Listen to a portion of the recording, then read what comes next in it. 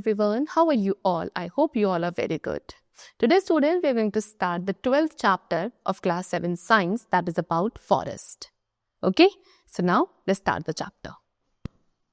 See. So students, the word forest, ये जो word forest है, इसको हमने derive किया है एक Latin word forestis और forest से, जिसका meaning होता है outside और not within. So ये जो forest region होता है students, उस पर include किया जाता है सारी uncultivated, naturally occurring and uninhabited land को. ठीक है? About 1/3, ठीक है? About 1/3 मतलब हमारे अर्थ सरफेस का 31% अप्रॉक्स.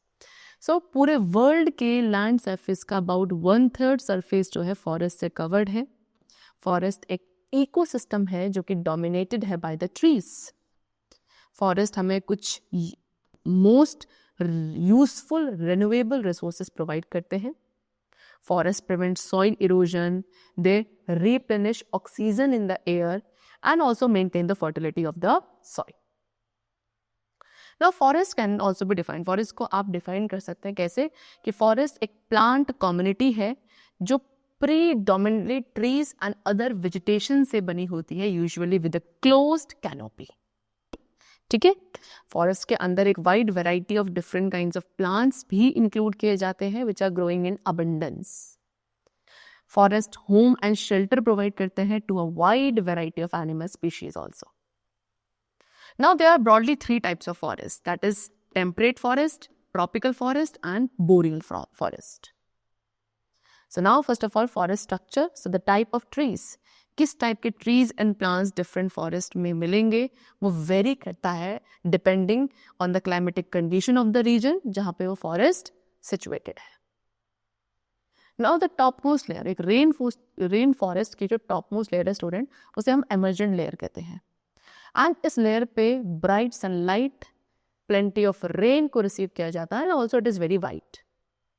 द टॉलेस्ट ट्री, सबसे टॉलेस्ट ट्री जो है हर एक प्लांट से ज्यादा ऊपर राइज करता है to a height of 230 feet. And इस लेयर पे जो एनिमल्स होते हैं जैसे कि मॉन्कीज, ये काफी एजाइल होता है with the good sense of balance. The branchy part, tree का वो ब्रांची पार्ट जिसमें उसकी ब्रांचेस उसके ट्रंक से ऊपर होती हैं, उसे हम कहते हैं crown of the tree. Different trees के जो क्राउन होते हैं वो डिफरेंट टाइप्स एंड साइजेस के होते हैं. टॉल ट्रीज की ब्रांचेस जो हैं एक रूफ की तरह दिखती हैं ओवर द अदर प्लांट, जिसे हम कैनोपी कहेंगे. ठीक है? काफी डार्क होता है. एक थिक फॉरेस्ट के अंदर का जो एरिया है काफी डार्क होता है. फॉर एग्जाम्पल ना ट्रॉपिकल रेन फॉरेस्ट. And जो canopy layers होती हैं, they are teeming with life as it is rich in fruits and seeds. The animals such as insects, birds, monkeys, frogs and sloth, ये सभी यहाँ पे आपको मिलेंगे. And जो thick covering है leaves की, उसकी वजह से hardly कोई sunlight जो है वो enter कर पाती है. Next, in rainforest, अब rainforest में vegetation जो कि under the shade of the canopy होगी, उसे हम understory कहते हैं. डिफरेंट हॉरिजॉन्टल लेयर्स जो है वो अंडर स्टोरी में प्रेजेंट होती है. And below the giant and tall trees कुछ स्मॉलर ट्रीज होते हैं जिनके नीचे श्रब्स एंड टॉल ग्रासेस होंगी. And the herbs will form the lowest layer. The forest floor, student forest floor किसका बना होता है? एक layer of dead and decaying leaves, fruit, seeds, twigs and herbs का बना होता है. It is spongy during rainy season. ठीक है? रेनी सीजन के दौरान जो ये फॉरेस्ट फ्लोर होता है वो स्पॉन्जी रहता है. समर सीजन में ड्राई रहेगा. And after decay it will become dark brown. उसके साथ साथ ये फेवरेबल कंडीशंस प्रोवाइड करता है forest floor for the seeds to get germinated. ठीक है? काफ़ी सारी सीड्स होती हैं जो यहाँ ट्रीज में ग्रो कर जाती हैं. Different types of insects such as ant, beetles, spiders, millipedes etcetera. ठीक? ये सभी several organisms and microorganisms जो है फॉरेस्ट सॉइल में सर्वाइव करते हैं and are found in plenty on the forest floor. Now uses of forest, क्या क्या यूजेस है फॉरेस्ट के स्टूडेंट्स? तो फॉरेस्ट जो है काफ़ी यूजफुल रिन्यूएबल रिसोर्सेज हैं. They are useful to us in many ways. Like number 1, they prevent soil erosion. Forest का पहला काम क्या है? सॉइल इरोजन को प्रिवेंट करना. ठीक है? प्लांट्स की जो रूट्स होती हैं स्टूडेंट्स वो सॉइल पार्टिकल्स को एक साथ बाइंडेड रखती हैं जिससे सॉइल इरोजन प्रिवेंट होता है एंड फर्टिलिटी सस्टेन रहती है लंबे टाइम तक.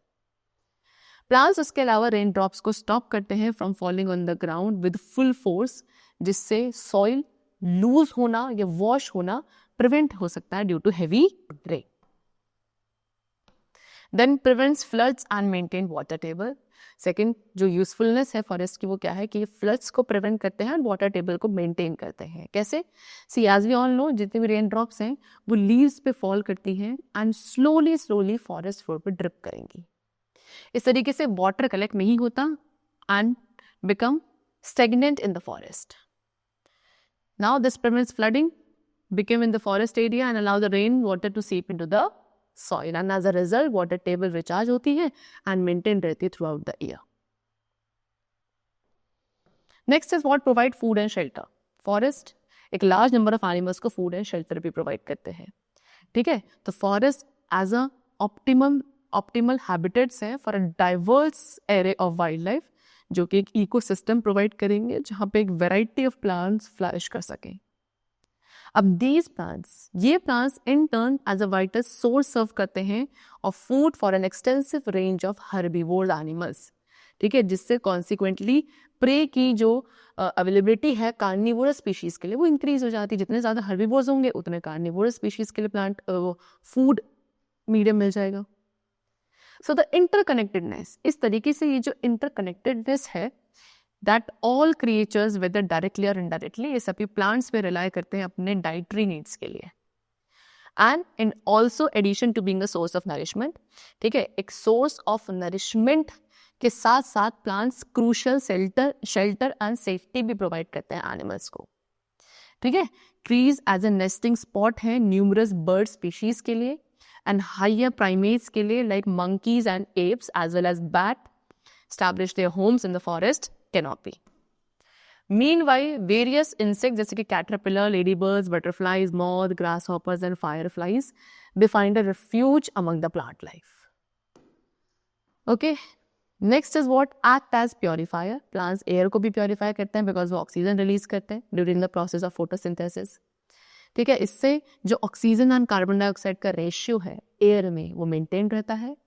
Furthermore, plants कार्बन डाइऑक्साइड को यूटिलाइज करते हैं क्योंकि in the process of photosynthesis, using it along with water and sunlight so that they could produce glucose and oxygen also.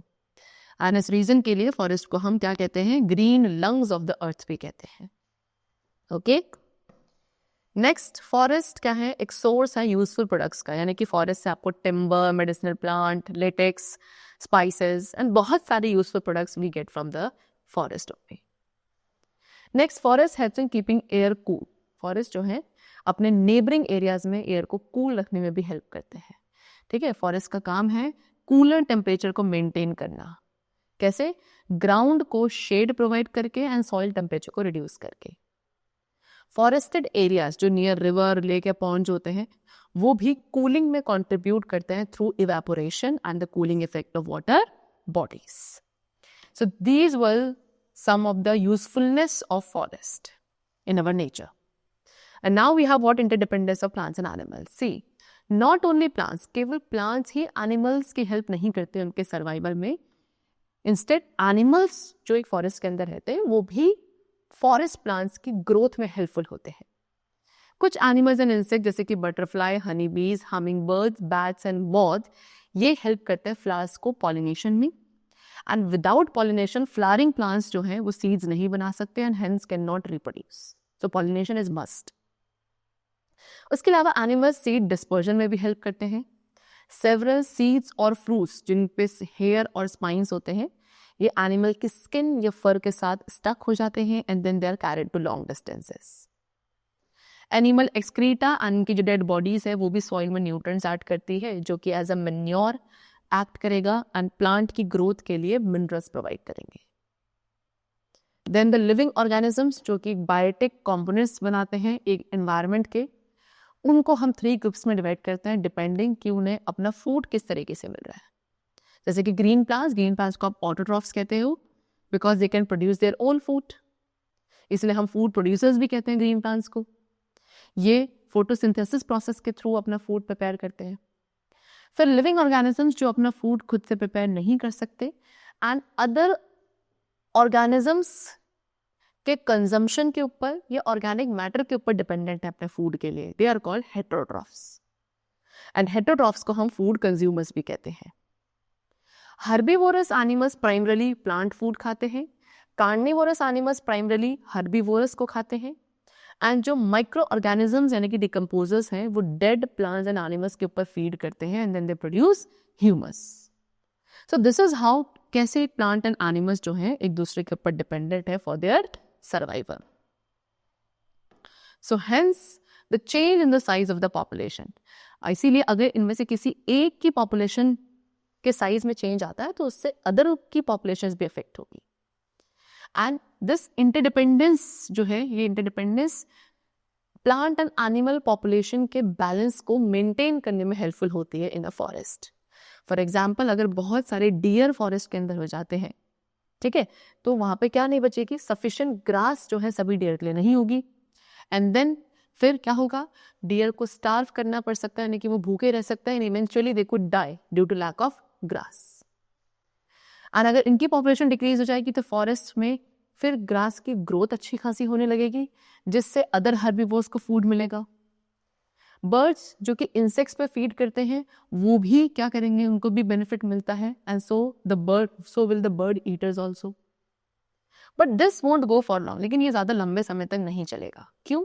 क्योंकि फ्यूअर डियर कम होने का मतलब है कार्निवोरस के लिए तो फूड कम हो जाएगा. जैसे कि टाइगर्स होती है, उनका तो फूड हर्बीवोरस एनिमल्स है, ठीक. एंड दिस इन टर्न इससे क्या होगा, टाइगर पॉपुलेशन को डेंजर हो जाएगा, खतरा हो जाएगा, ठीक. वो भी क्या होने लगेंगे, they may get to the verge of extinction.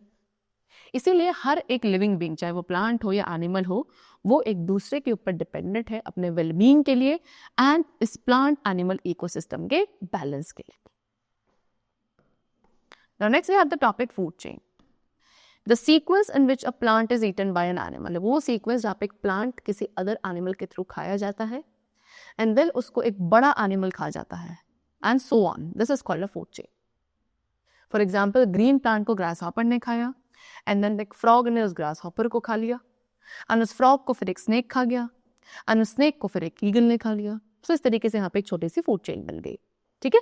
Plant को खाया ग्रासहॉपर ने, ग्रासहॉपर को खाया फ्रॉग ने, फ्रॉग को खाया स्नेक ने, एंड स्नेक को खा लिया ईगल ने. So this is how there is an example of food chain. See there is an activity कि वी विल ऑब्जर्व कि कैसे डिकेइंग मैटर आपका वॉर्म होता है. इसके लिए आपको एक छोटा सा पिट यानी कि गड्ढा खोदकर उसमें fallen leaves and vegetable waste को पुट करना है एंड उस पिट को सॉइल से कवर करके उसके ऊपर वाटर स्प्रिंकल कर देंगे एंड जो सॉइल की लोअर लेयर्स हैं उन्हें आप आफ्टर 3 to 4 days ऑब्जर्व करेंगे. सो यू विल फाइंड कि जो पिट के अंदर सॉइल थी वो अब आपको अंदर से वार्म फील हो रही है. सो सी एक टिपिकल फूड चेन जो एक फॉरेस्ट के अंदर होती है, यहाँ पे गिवन है कि ग्रास को खाने वाले डियर एंड डियर को खाने वाले टाइगर. सिमिलरली यहाँ पे एक फूड चेन दी है जो एक ओशन या सी के अंदर होती है, जैसे कि सीवीड जिसको स्मॉल फिशेस ने खा लिया जो हर्बीवोर्स होती है एंड स्मॉल फिशेस को फिर लार्ज फिशेस ने खा लिया जो कि कार्निवोर हैं. सो यहाँ पे क्या दिख रहा है हमें इस फूड चेन के थ्रू प्लांट्स एंड एनिमल्स के बीच में इंटरडिपेंडेंस देखने को मिल रही है.